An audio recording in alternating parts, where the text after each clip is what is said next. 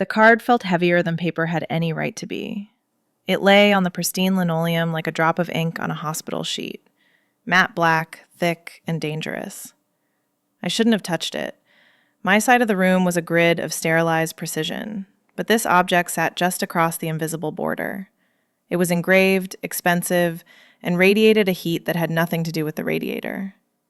I picked it up, feeling a strange thrill of transgression, just as the heavy click of the door handle signaled her return. To understand why that card felt like a loaded weapon, you have to understand the war zone we lived in. Room 304 was a study in violent contrasts. My half was a sanctuary of control. I treated my pre-med track like a military campaign, and this dorm was my bunker. Every hour was accounted for, every calorie tracked, every surface scrubbed until it smelled of lemon disinfectant and anxiety. I didn't live there. I garrisoned there. It was a fortress designed to withstand the siege of organic chemistry and sleep deprivation. Then there was Skylar. Skylar didn't just occupy space, she colonized it with beautiful, infuriating entropy. Her side of the room was a riot of texture. Spilled charcoal dust, velvet throws that smelled of vintage stores, and stacks of sketchbooks that threatened to topple if you breathed too hard. She was an artsy nerd, sure, but that label felt too small for the sheer atmospheric pressure she generated. When she walked in, the air density changed. The room suddenly felt smaller, hotter. She smelled of turpentine and expensive vanilla, a scent that clung to my clothes even when she wasn't there, invading my senses just like she invaded my floor space. I tried to maintain the boundaries. I built walls of silence and noise-canceling headphones, but Skylar was water. She seeped through every crack. She didn't understand the concept of personal space. She'd drape herself over the back of my chair while I was trying to memorize the Krebs cycle, her breath warm on my neck as she asked if I liked the smell of rain. She'd leave her mugs on my coasters. She'd hum melodies that got stuck in my head for days, replacing the anatomical terms I needed to know. The tension wasn't just about mass. It was about the friction of two opposing forces grinding against each other in a 12 by 12 box. It came to a head last Tuesday over a highlighter, a yellow Stabilo Boss. She'd borrowed it without asking, snatching it from my pencil cup with a grin that was all teeth and mischief. When she returned it hours later, she tossed it onto my perfectly arranged desk. Capless. I stared at the drying felt tip like it was a severed limb. "You ruined it," I said, my voice tight. Skylar just laughed, leaning back against her loft bed, her legs tangling in those oversized flannel sheets. "It's just a marker, Izzy. It still works if you press harder." She looked at me then, eyes dark and amused, challenging my need for perfection with her absolute comfort in the mess. She made me feel rigid, fragile, like one crack would shatter me, while she could bend and flow around any obstacle. I hated her for it. I hated that she made my discipline look like fear. I hated that when she was in the room, I couldn't think about enzymes. I could only think about where her hands were, or the way her hair fell over her eyes. That proximity was a pressure cooker. I told myself I was cleaning her side of the room for sanitation purposes later that week, a necessary intervention to prevent a fire hazard. But deep down, I knew the truth. I wasn't cleaning. I was excavating. I was digging through the layers of her chaotic life because I was desperate to find the source of her gravity. I needed to know what made her so effortless while I was drowning in effort. And that's when I found it. The discovery wasn't an accident. It was the inevitable result of living this close to a burning star. I was on my knees, halfway under her desk, when my fingers brushed against it. I had justified this invasion as a necessary preemptive strike against entropy, a public health intervention to save us both from being buried alive under a landslide of discarded sketches and vintage sweaters. But as I pulled a crumpled flannel shirt from the floor, something slid out of the pocket and hit the linoleum with a heavy, distinct slap. It didn't sound like paper. It sounded like currency. It was the card I mentioned, the one that felt like a transgression just to touch. I picked it up, expecting a student ID or maybe a maxed-out coffee loyalty card. Instead, I found myself holding a piece of heavy, matte black cardstock, cool to the touch and edged in something that looked suspiciously like real silver. There was no address, no date, no tacky graphic design. Just an embossed symbol in the center, a stylized keyhole, and 2 words engraved in a font so sharp it looked like it could cut skin. The Vault. My breath hitched. I knew that name. Everyone knew that name, though usually only as a rumor whispered in the back of lecture halls, or a legend passed around by the few art students who claimed to know the city's real heartbeat. The Vault wasn't just a club. It was a ghost story. It was an underground, invite-only venue that supposedly moved locations every month, a sanctuary for the city's most exclusive, avant-garde queer scene. It was a place for the wealthy, the beautiful, and the dangerously connected. It was a world of velvet ropes and non-disclosure agreements, a place where people went to disappear into the dark and resurface as someone else. And Skylar had an invitation. The cognitive dissonance was so violent, it almost made me dizzy. I looked from the sleek, expensive object in my hand to the absolute disaster of her side of the room. Skylar, who wore oversized t-shirts with holes in the hem. Skylar, who ate dry cereal out of a mug at 3 a.m. because she forgot to buy milk. Skylar, who fell asleep watching cartoons and smelled like drugstore vanilla. I tried to superimpose the image of my goofy, chaotic roommate over the dark, sophisticated allure of the vault, and the pictures wouldn't align. It was like finding a switchblade in a teddy bear. Does she go there? The question wasn't just academic, it was visceral. The card wasn't pristine. The edges were soft, worn down by thumbing. She didn't just have this, she carried it. She used it. A sudden, vivid image flashed in my mind. Not the Skylar I knew, but a version of her, stripped of the flannel and the paint stains. A Skylar who moved through dark rooms with confidence, who knew passcodes and bouncers, who belonged to a night world I had only ever read about in sociology textbooks. The thought made my stomach drop. It wasn't just surprise, it was jealousy. Not of the club, but of the depth. I thought I had her figured out, a variable I could predict.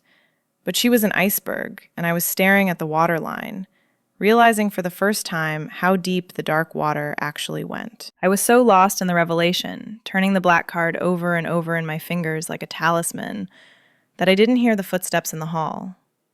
I didn't hear the pause outside our door. The only warning I got was the metallic click of the deadbolt sliding back, a sound that echoed like a gunshot in the sudden, guilty silence of the room. The door swung open, and there she was. I froze, the black card burning a hole in my palm. I expected her to scramble, to snatch it back, maybe blush and stammer an excuse about a friend giving it to her as a joke. That's what the Skylar I thought I knew would do. The Skylar who tripped over her own shoelaces and apologized to inanimate objects when she bumped into them. But Skylar didn't scramble. She didn't even blink. She stood in the doorway, a bag of greasy takeout swinging from one hand, her eyes dropping to the card, and then slowly, deliberately, lifting to meet mine. A slow smile spread across her face. Not her usual wide, goofy grin, but something sharper, something predatory. She kicked the door shut behind her with her heel, the latch clicking with a finality that made the room feel suddenly airtight. She leaned against the wood, crossing her ankles, looking entirely too comfortable with my invasion of privacy. "Curiosity killed the cat, Izzy," she drawled. Her voice was an octave lower than usual, stripped of its frantic energy. It was smooth, cool, and dangerous, like the silver edge of the card I was clutching. "I was cleaning," I defended, though the word sounded thin, breathy, even to my own ears. "It fell out." "Sure it did." She pushed off the door and took a step toward me. The air in the room shifted instantly. The stale dorm room humidity vanished, replaced by a static charge that made the fine hair on my arms stand up. She tossed the takeout bag onto her unmade bed without looking and kept coming, until she was standing right in front of me, invading my personal space again. But this time, I didn't want to back away. "You know what that is," she said.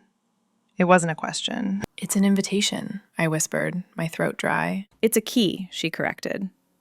She reached out, her fingers brushing the sensitive skin of my palm as she took the card back. She didn't put it away. She twirled it between her fingers, a hypnotic flash of black and silver. To a place where people stop pretending, where you don't have to be the perfect student with the perfect grades and the perfect color-coded schedule. She looked at me then, really looked at me, with an intensity that made me feel like I was under a microscope. or maybe on a dissection table waiting for the first cut. You spend all your time studying anatomy, Isabel, memorizing bones and nerves and muscles. But you don't know anything about bodies, not really. You map out veins, but you've never felt a pulse that wasn't your own anxiety. The challenge hung in the air between us, heavy and suffocating. My eyes flicked to my desk, to the stack of organic chemistry flashcards, waiting for me under the harsh glare of my desk lamp. I had an exam in 2 days. I had a schedule. I had a 5-year plan that did not include underground clubs or roommates who looked at me like I was a meal. But looking at Skylar now, this new, dangerous version of her with dark eyes and a secret life, the thought of sitting in this ergonomic chair and highlighting text felt like a death sentence. The logic of my life demanded I kick her out and return to the safety of the Krebs cycle. But the logic of my body had gone rogue. "What are you saying?" I asked, my heart hammering against my ribs like a trapped bird. Skylar stepped closer, close enough that I could smell the vanilla and the faint, sharp scent of paint thinner, mixed now with something muskier. She leaned down, her voice a murmur near my ear that sent a shiver straight down my spine. "I'm saying you should come with me, unless you're scared." It was a trap. I knew it was a trap. It was a deviation from the protocol so severe it threatened to derail my entire semester. But the desperation to know her, to peel back this layer and see what lay beneath the flannel, was a physical ache I couldn't ignore. "I'm not scared," I lied. Skylar's smile widened, triumphant and terrifying. "Then prove it. Get dressed. We leave in 20 minutes. I nodded, and the decision felt exactly like stepping off a ledge. The next 20 minutes were a lesson in humiliation. I watched, paralyzed on the edge of my bed, as the girl who couldn't remember to flush the toilet executed a transformation that defied the laws of physics. Skylar sat at her cluttered desk, pushing aside a half-eaten bag of chips to prop up a cracked hand mirror. The change wasn't magic. It was engineering. She applied liquid eyeliner with a terrifying, silent focus, her hand steady as a neurosurgeon's. The girl who spilled coffee on my textbooks 3 times a week was suddenly capable of microscopic precision. She drew sharp, lethal wings that changed the entire architecture of her face, turning her soft, sleepy features into something angular and severe. I, on the other hand, felt like a child playing dress-up in her mother's closet. I pulled on black jeans and the darkest top I owned, a charcoal silk blouse I usually reserved for med school interviews. But it felt wrong. It felt like a costume. I was trying to blend into a shadow I didn't understand, while Skylar was simply shedding a disguise. When she finally stood up, swapping her flannel for a sheer mesh top and a leather jacket that looked like it had survived a war, the air in the room seemed to thin. She didn't look like my roommate anymore. She looked like a weapon I didn't know how to hold. "Ready?" she asked. She didn't wait for an answer. She knew I wasn't. The ride over was a vacuum of silence. We sat in the back of a generic sedan that smelled of pine air freshener and stale gum, the city lights blurring past the window in streaks of neon rain. I kept my hands folded in my lap, gripping my phone like a lifeline, my knuckles white. Skylar sat with her legs sprawled, taking up more than her share of the seat, staring out the window with a bored, regal detachment. Every time the car turned a corner, her thigh brushed against mine. It was a casual, unavoidable contact, but in the quiet of the car, it felt electric. My nerves were firing on all cylinders, analyzing the heat transfer, the friction, the terrifying proximity of her skin. She didn't pull away. She didn't acknowledge it. She just let the tension build until the air in the back seat felt heavy enough to choke on. We didn't head toward the downtown bars or the campus dives. The driver took us west, past the gentrified lofts and into the industrial district, where the streetlights were broken and the buildings were hulking skeletons of concrete and corrugated steel. It was a wasteland of loading docks and chain-link fences. When the car finally stopped, it was in front of a nondescript steel door set into a brick wall that looked ready to crumble. There was no sign, no velvet rope, just a massive, silent bouncer who looked like he was carved out of granite. I hesitated on the curb, the grit of the pavement crunching under my boots. "This is it?" Skylar didn't answer. She walked straight up to the granite slab of a man. He didn't ask for ID, he didn't check a list. He saw her face, gave a nearly imperceptible nod, and stepped aside. The heavy steel door groaned open, and before I could process the impossibility of it, the sound hit me. It wasn't music. It was a physical force. A deep, subterranean bass thrummed through the soles of my boots, vibrating up my shins and settling in the hollow of my chest. Skylar grabbed my wrist, her grip cool and firm, and pulled me across the threshold. We stepped out of the gray industrial night and into a world that was bleeding red. The lighting was low and crimson, casting everything in a feverish, cinematic glow. The air tasted different here, thick with ozone, expensive gin, and the faint metallic tang of adrenaline. It wasn't the chaotic rave I had feared. It was curated. Every shadow seemed placed by design. Every beat of the music was calculated to bypass the brain and hit the nervous system directly. I stood there, blinking against the sudden sensory assault, clutching my purse to my chest like a shield. I looked at Skylar, expecting her to check on me, to guide me. But she wasn't looking at me. She was scanning the room, her chin tilted up, her shoulders back. A group of people near the bar raised their glasses as we passed, acknowledging her. A stunning woman with shaved hair blew a kiss in her direction. The realization hit me with the force of a diagnosis. I was the tourist here. I was the variable that didn't fit the equation. In the dorm, Skylar was the intruder in my world of order. But here, in this red-lit cathedral of smoke and sound, she was the architect. She was the queen of this court, and I was just the breathless subject she had decided, on a whim, to drag into the dark. Watching Skylar navigate the crowd was like watching a different species. In our dorm, she was a creature of clumsy angles, tripping over laundry baskets and bumping into the mini fridge. Here, amidst the crush of bodies and the pulsing red light, she was liquid. She moved through the throng without ever seeming to touch anyone, slipping through gaps that didn't seem to exist. People, beautiful, intimidating people with sharp cheekbones and eyes that looked like they'd seen everything, nodded as she passed. A hand brushed her shoulder.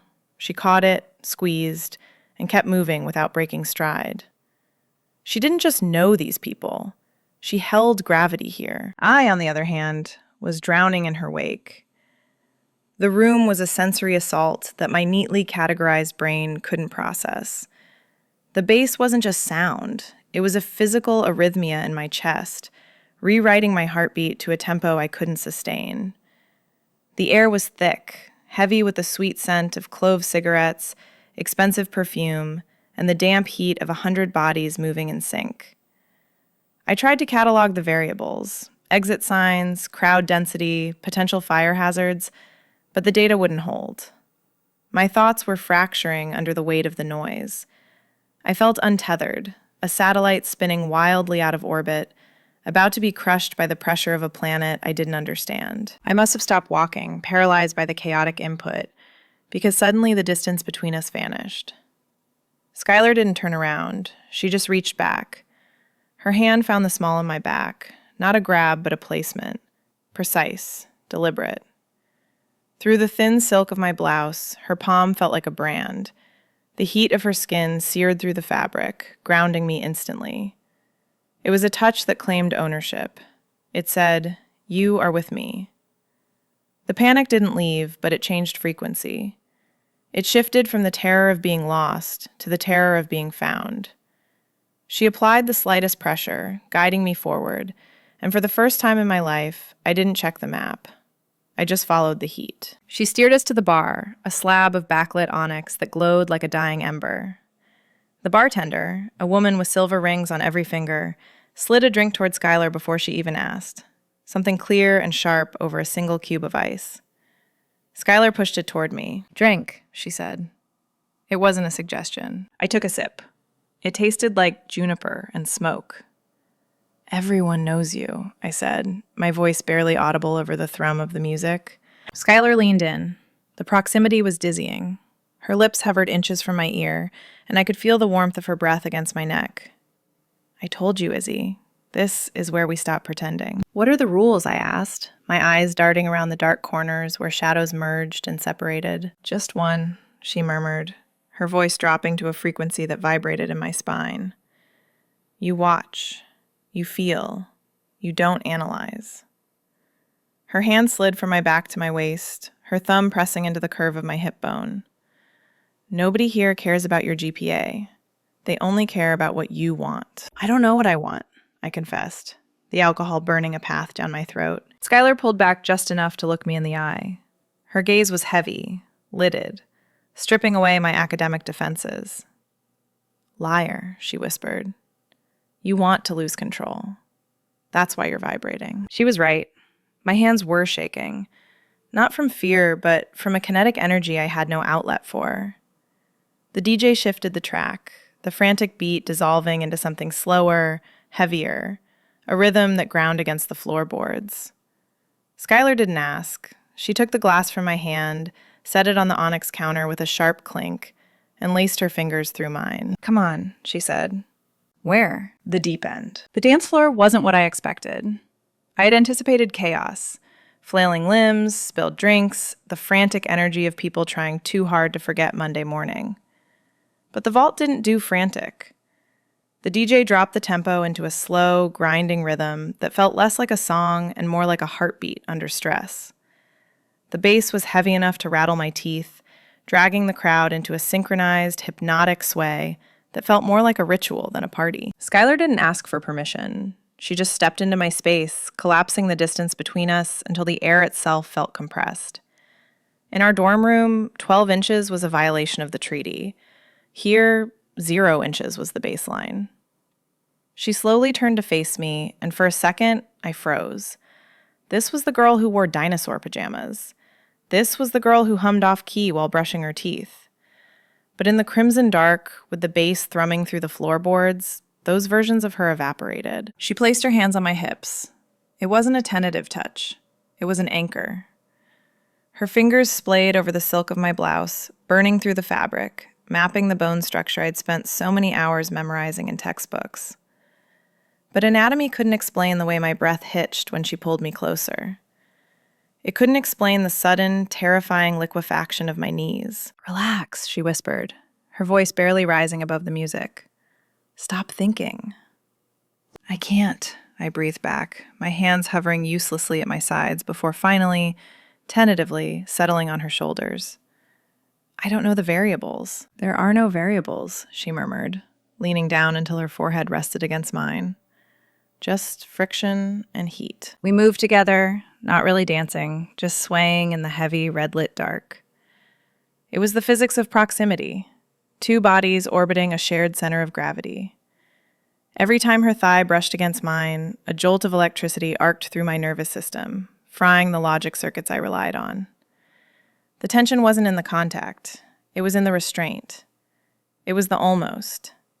It was the way her hips grazed mine and then retreated, a slow-motion collision that never quite happened. It was the way her thumb traced small, maddening circles against my waist, a silent language I hadn't known I could speak. It felt like she was rewriting the code of my behavior, erasing the do not touch signs I had posted around my life. The air between us was thick with the scent of her. That familiar vanilla and paint thinner, now spiked with the club's ozone and the faint, sharp tang of gin. It was intoxicating. It was drowning. I looked up at her, really looked at her, and the roommate wall I had built so carefully crumbled into dust. I stopped analyzing her as a disruption to my schedule. I stopped seeing her as a source of entropy. In the strobe light flashes, I saw the line of her throat, the dark intent in her eyes, the softness of her mouth. I realized I had been studying the wrong things.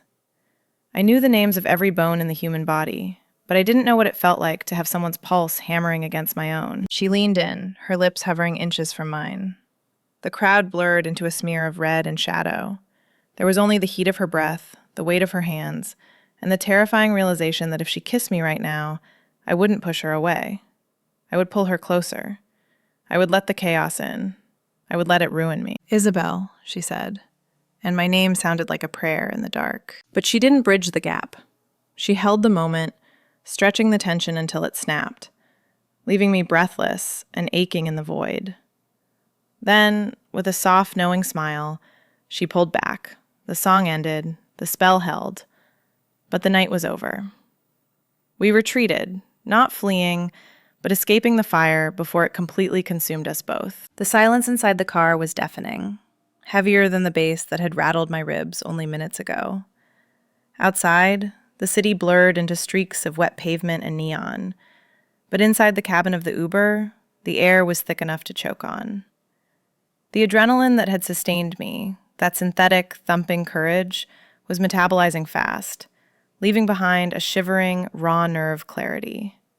The crash was hitting me, and it was hitting hard. We sat in the back, and this time, the geography of the seat had changed entirely. There was no polite buffer zone, no empty leather expanse to save us. We were pressed together, thigh to thigh, shoulder to shoulder. The contact was constant, a steady, undeniable stream of heat transferring through the friction of her rough denim and my thin silk. Every bump in the road, every sharp turn, ground us closer together, and neither of us pulled away. It was a silent, terrifying acknowledgement that the treaty of the dorm room, the one that defined your side and my side, had been violently voided in the red light of the basement. I stared out the window, watching the familiar landmarks of the university district roll by. The 24-hour library, the coffee shop with the burnt roast. They looked alien now. They belonged to a life I had lived 5 hours ago. A life where Skylar was just the messy girl who stole my highlighters and annoyed me with her existence. I was terrified. A cold, creeping panic rose in my throat, warring with the lingering heat in my blood. We were going back. We were returning to the harsh fluorescent lights, the chore wheel, and the twin beds separated by a narrow strip of rug. But how was I supposed to go back? You can't unring a bell, and you certainly can't unfeel the specific weight of her hand on the small of your back. The equilibrium was destroyed.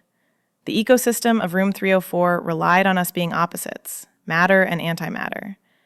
But we had collided, and I didn't know how to exist in the aftershock without burning up. I was spiraling, my mind frantically trying to rebuild the walls she had kicked down, when I felt a sudden shift in gravity.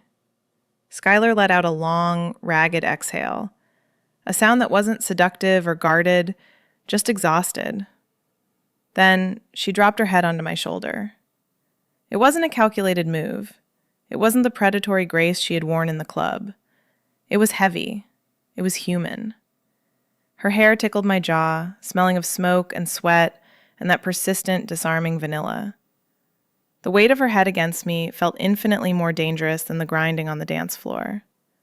The dance floor was lust. It was physics. This was trust. This was vulnerability. She was letting me hold her up. I froze, my breath catching in my throat. My hand hovered over her knee, trembling, before I finally, tentatively, let it settle on the denim of her jeans. She didn't flinch. She just leaned into me harder, her breathing syncing with mine in the quiet dark of the car. For the rest of the ride, I didn't move. I didn't think about the exam I hadn't studied for. I just acted as the fulcrum, supporting the weight of the girl who had just dismantled my world. When the car finally pulled up to the curb, the dorm building looked different. It wasn't a bunker anymore. It was the scene of the crime. We untangled ourselves from the back seat in a daze, the cold night air hitting us like a slap. Walking up the stairs felt surreal, a trudge toward a reckoning. I fished my keys out of my pocket, my hands shaking. The metal felt cold and judgmental. I slid the key into the lock, the tumblers clicking into place with a sound that echoed like a sentence being passed. I pushed the door open, and we stepped over the threshold, dragging the night in with us. The door clicked shut, sealing us back inside the box. The transition was violent. 1 second, we were creatures of the night, wrapped in shadow and bass. The next, I flipped the switch, and the overhead fluorescent lights buzzed to life, flooding the room with a harsh, clinical glare. It felt like an interrogation room. The light bleached the mystery out of the air, exposing the scuff marks on the floor, the stack of unwashed mugs on her desk, and the rigid, color-coded calendar on mine. The space, which usually felt merely cramped, now felt microscopic. The air was too thin to support 2 people carrying this much static electricity. We were volatile elements trapped in a test tube, and the pressure was already redlining. We moved around each other in a silence that was loud with things unsaid. Usually, getting ready for bed was a non-event, a polite choreography of averted eyes and turned backs. Tonight, the routine felt like a striptease in reverse.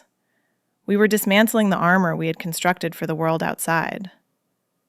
I watched Skylar's reflection in the dark window pane as she kicked off her heavy boots, the thud echoing in the quiet room. She peeled off the leather jacket, the material creaking like a sigh, and tossed it onto her chair. It was a return to chaos, but the gesture felt deliberate now, not careless. She pulled the mesh top over her head, her movements slow and unashamed, revealing the pale curve of her spine. I stood by my wardrobe, my fingers fumbling with the buttons of my silk blouse. My hands felt clumsy, numb from the fading adrenaline and the phantom sensation of her grip on my waist. I could feel her eyes on me. Not the annoyed glance of a roommate waiting for the bathroom, but the heavy, hooded gaze of the girl who had held court in the underground. I stripped down to my tank top and cotton shorts, feeling the cool, recycled air of the dorm hit skin that was still burning. It was an intimacy that felt far more dangerous than nudity. We were shedding the night versions of ourselves, returning to the raw materials of Isabel and Skylar. But the pieces didn't fit together the same way anymore. "Lights out?" she asked. Her voice was soft, stripped of the club's bravado. "Yeah," I breathed. I flicked the switch. The darkness was a mercy. I climbed into my twin bed, pulling the duvet up to my chin. The sheets were crisp and cold, smelling of detergent, my smell. It was the scent of safety, of order. But safety felt suffocating now. Skylar's bed creaked, a familiar sound that suddenly felt intimate. She was 6 feet away. I could hear the rustle of her settling in, the slow exhale as she found her pillow. The distance between our mattresses was a standard regulation width, but in the dark, it felt like a canyon we were both standing on the edge of, looking down. "I'm not asleep," she whispered. Her voice cut through the dark, clear and unslurred. "Me neither," I replied to the ceiling, my heart kicking against my ribs. "You look good tonight, Izzy. Like you finally exhaled." I turned my head on the pillow, facing the dark shape of her across the rug. I felt, I don't know, dangerous. "Good." I could hear the smile in her voice. "Safety is overrated. It's just a cage with better marketing. Why did you take me?" The question had been burning in my throat since the Uber. "You could have gone with anyone. You know everyone there." The silence stretched, heavy and thick. Then, the rustle of sheets as she shifted. "Because I was tired of watching you hold your breath. You walk around here like you're waiting for permission to exist, organizing your life into neat little boxes so you don't have to feel anything messy. I wanted to show you what happens when you stop asking for permission." I felt alive, I confessed. The words terrified me more than the club had. Terrified, but alive. "That's the point," she murmured, her voice softening, drifting toward sleep but leaving a hook buried deep in my chest. "Now you just have to figure out what you're going to do with it." I didn't answer. I lay there in the dark, listening to her breathing slow into a steady rhythm, knowing that the silence wasn't empty. It was waiting. The bridge between us hadn't been built yet, but for the first time, I could see where the foundations needed to go. And I was terrified that I wanted to start building. Morning arrived with the subtlety of a flashbang grenade. The sun sliced through the blinds, which Skylar had, of course, left crooked, cutting the room into bars of harsh, unforgiving dust and light. Usually, I was the master of mornings. I was up at 6, caffeinated by 6:15, and reviewing flashcards by 6:30. But today, the sunlight felt judgmental. It bleached the room of the night's crimson mystery, leaving us with the stark reality of scuffed linoleum and the lingering, headache-inducing scent of stale gin and expensive vanilla. The walk of shame is a cliché, but usually it implies walking home from someone else's bed. My walk of shame was 10 feet across a shared rug to the communal coffee pot. The air in the room was brittle. It felt like the atmosphere before a thunderstorm, specifically the moment when the barometric pressure drops and your ears pop. We moved around the cramped kitchenette, a glorified closet with a mini fridge and a microwave, like two magnets with the polarity suddenly flipped. Every movement was a negotiation of territory. I reached for a mug, she reached for the milk. In the past, this would have been a clumsy, mumbled sorry. Today, our forearms brushed, just a graze of skin on skin, bare and uncharged by static, and the contact sent a jolt through me that nearly made me drop the carafe. I pulled back, as if I'd touched a hot stove. The domesticity of it was the trap. Seeing her in the daylight, hair messy, wearing one of my stolen t-shirts that looked infuriatingly better on her than it did on me, made the memory of the club feel like a hallucination. But the electricity was real.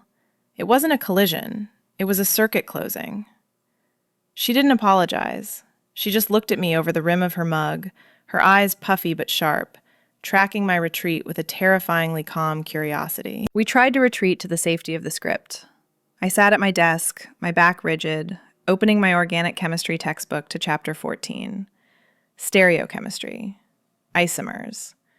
Molecules that looked identical on paper, but behaved completely differently in three-dimensional space. It felt too on the nose. I stared at the diagrams of carbon chains, trying to force my brain into the familiar grooves of academic rigor, but the data wouldn't stick. The molecules kept rearranging themselves. The bond angles looked like the curve of her neck. The reaction mechanisms looked like the way her hand had moved on my waist. Behind me, the room was alive with the sound of her. Skylar was on the floor, her natural habitat, surrounded by a fresh explosion of charcoal sticks and sketch paper. The scritch-scratch of her drawing was rhythmically maddening. It was a metronome counting down to an explosion. Scritch. I tried to define chirality. Scratch. I tried to focus on the difference between enantiomers. Scritch. I gave up on the carbon. I turned in my swivel chair, telling myself I was just checking the time, just gathering data on the distraction. But I didn't look at the clock. I looked at her. She was focused, her tongue poking just slightly out of the corner of her mouth, charcoal smudging her fingertips black. She was messy, chaotic, and completely absorbing. I watched the muscles in her forearm flex as she shaded something dark and heavy. I was dissecting her, not with a scalpel, but with a hunger I hadn't accounted for in my 5-year plan. Then the sketching stopped. She didn't lift her head slowly. She snapped her gaze up, locking onto mine instantly. There was no time to pretend I was looking at the poster behind her. She caught me. And worse, she knew exactly what I was looking for. The subtext that had governed our roommate agreement, the polite distance, the passive-aggressive notes about dishes, evaporated instantly. The text was suddenly very legible, written in bold, serif font across the space between us. I want you. She didn't smile. She just held my gaze, the charcoal stick suspended in her hand like a conductor's baton, waiting for the downbeat. The silence stretched, vibrating with the frequency of a held breath, until the concept of studying felt like a lie neither of us could afford to tell anymore. The snap of my laptop lid closing was the loudest sound in the universe. It echoed off the cinderblock walls like a gunshot, a definitive, violent punctuation mark, ending the sentence of my previous life. It wasn't just a study break. It was a capitulation. I was surrendering the fortress. I pushed the expensive ergonomic chair back from the desk, the wheels groaning against the linoleum, and turned fully to face her. I was done pretending that the carbon chains of an organic molecule were more interesting than the curve of her throat. I was done using academic rigor as a shield against the terrifying variable of desire.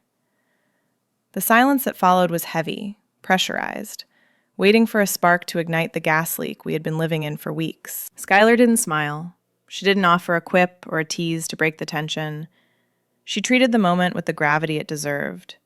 She set the charcoal stick down on the rug, wiping her blackened fingertips on her jeans, a gesture that would have usually made me cringe at the mess, but now just made my breath hitch. She stood up in one fluid motion, unfolding her long limbs with a predator's grace. The clumsy girl who tripped over laundry baskets was gone.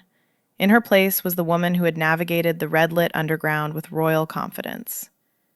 She crossed the distance between us. It was only 6 feet of cheap dorm rug, but it felt like she was crossing a border I had spent 3 months fortifying with silence and schedules.